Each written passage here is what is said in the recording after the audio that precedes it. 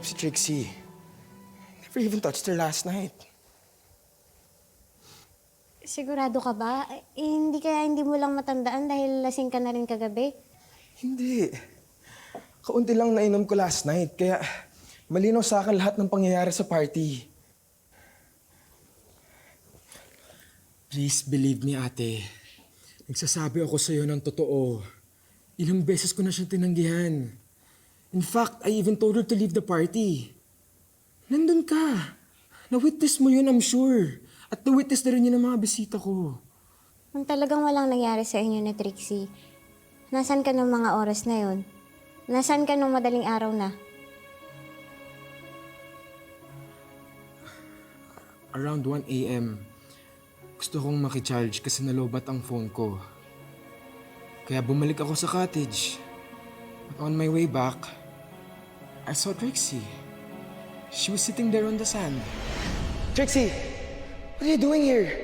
Di ba sinabihin na kitang umalis? Bakit? Ha? Natakot ka ba na magwawala ako dito at sisirain ko yung party mo?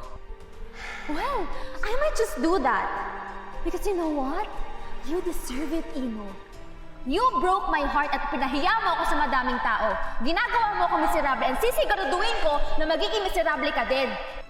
I will not allow you to make a scene, Trixie. Halika na, papatid na kita, Hailey. No! Leave me alone! Itiwan mo nga ako! Hindi na. Ino, ano ba? Look what you've done to me! Kulang pa yan, Ino! Hindi pa yan enough na ganda sa lahat na ginawa mo sa akin. You rejected me! Pinahiya mo ako sa madaming tao! Why can't you just accept na ayoko na sa'yo? Hindi ko pagsisiksikan yung sarili ko sa'yo, Ino!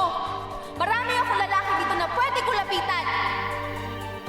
Bahala ka na! Hey, Trixie! We're having an after party sa bar malapit dito.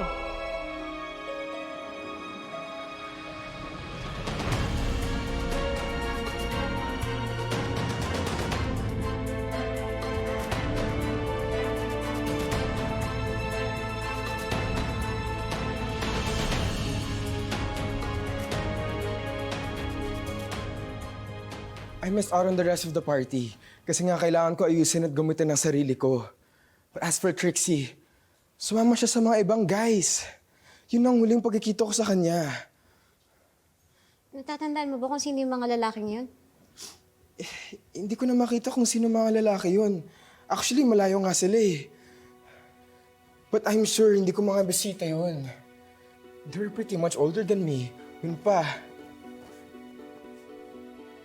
Wala rin ako masyadong iniintindi. Kasi nga sa oras na yon, gusto ko lang gumutin ang sarili ko. Hindi ko maintindihan.